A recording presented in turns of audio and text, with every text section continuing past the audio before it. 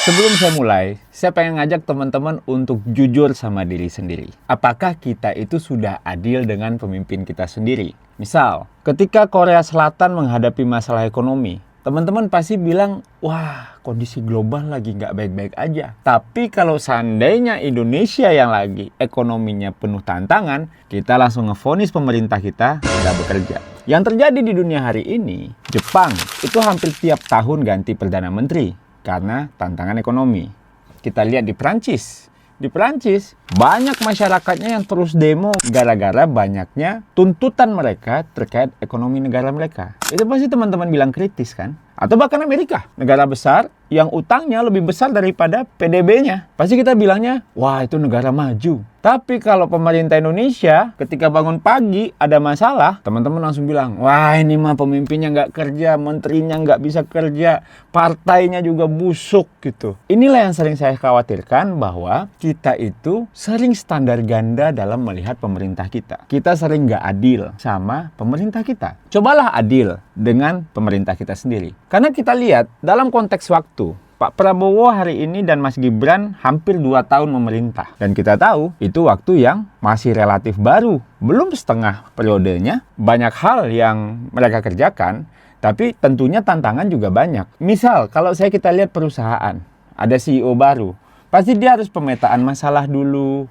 ngeset prioritas dulu, apa yang jadi visi misinya, dengan budget segini, waktu segini, masyarakat segini, atau pembeli segini, itu harus mereka ukur. Dan negara pasti lebih kompleks. Baru 100 hari mereka memimpin di tahun sebelumnya, pasti fokus sama pemetaan masalah. Apa nih yang udah diselesaikan oleh Pak Jokowi, apa yang harus sudah kita tingkatkan gitu. Dan itu yang selalu terjadi di manapun pemerintah di dunia ini gitu loh. Saya tidak bilang bahwa Indonesia nggak ada masalah, punya. Tapi pemerintah menurut saya sedang mengerjakan apa yang mereka bisa untuk menyelesaikan masalah ini. Kita juga sering nggak adil melihat apa yang dikerjakan pemerintah. Sesuatu yang baik itu biasa-biasa aja responnya. Tapi kalau sesuatu yang buruk, viralnya bisa berminggu-minggu, berbulan-bulan, bahkan bertahun-tahun. Konten-konten lama di-upload ulang, upload ulang hanya untuk menjelek-jelekkan. Tapi kita nggak mau bilang bahwa ada hal-hal baik itu juga patut diapresiasi. Saya tahu pemerintah tuh nggak butuh dipuji-puji, saya tahu. Tapi tolonglah kita juga adil sama apa yang pernah mereka lakukan. MBG misalnya. Terlepas dari kritiknya, saya setuju perbaikannya. Tapi itu program menurut saya keren banget. Karena dia udah ngasih banyak makanan, miliaran porsi dalam waktu singkat dengan segala kekurangannya, patut diapresiasi. Tapi nggak banyak apresiasi terhadap MBG. Hilirisasi, bagaimana menambah nilai tambah untuk sumber daya alam kita agar memberikan dampak ekonomi.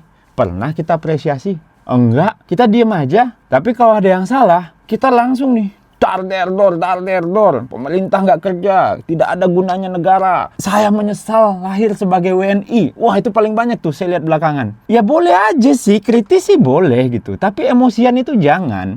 Karena kalau teman-teman kritis ya, ini saya kasih tips nih untuk yang sering ngata-ngatain pemerintah. Kalau teman-teman kritis, bawa data, bawa analisis, ada solusi, itu pasti dipikirin dan jadi masukan bagi pemerintah. Tapi kalau cuma pakai emosi, setiap bangun pagi mencari engagement dengan mengata-ngatai pemerintah, saya pastikan itu akan diabaikan. Kenapa?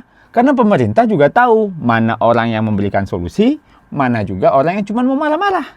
Karena saya bagian dari situ. Menurut saya, banyak hal yang dikerjakan pemerintah, kita juga sering tidak adil untuk mengapresiasinya. Saya lihat para pengkritik ini lebih senang untuk memaki-maki daripada mengapresiasi.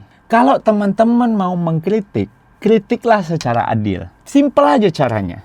Cek kondisi global gimana. Terkait harga, terkait kondisi ekonomi, terkait geopolitik. Itu perlu menjadi perbandingan bagi teman-teman ketika melihat pemerintah kita. Kalau teman-teman mengkritik pakai data, sekali lagi, pemerintah tidak akan bisa membantah. Jadi, sebelum teman-teman itu pengen nge-share hal-hal buruk yang teman-teman lihat di media sosial atau yang teman-teman rasakan, pengen cari engagement atau pengen menyampaikan kekritisan, coba tanyakan satu kalimat ini ke hati teman-teman masing-masing. Apakah kalau pemimpin negara lain melakukan ini, saya sekeras ke Pak Prabowo dan Mas Gibran nggak? Kalau iya jawabannya, share.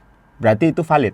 Tapi kalau enggak, berarti yang teman-teman selama ini kritik bukan kebijakannya, tapi persona Pak Prabowo dan persona ke Mas Gibran, berarti nggak senang sama orangnya. Saya kira itu bukan cuma kritis, itu adalah ekspresi ketidaksukaan dan kebencian. Saya Valdo Maldini, sekian dari saya. Mari diskusi di kolom komentar. Jangan lupa subscribe. Terima kasih.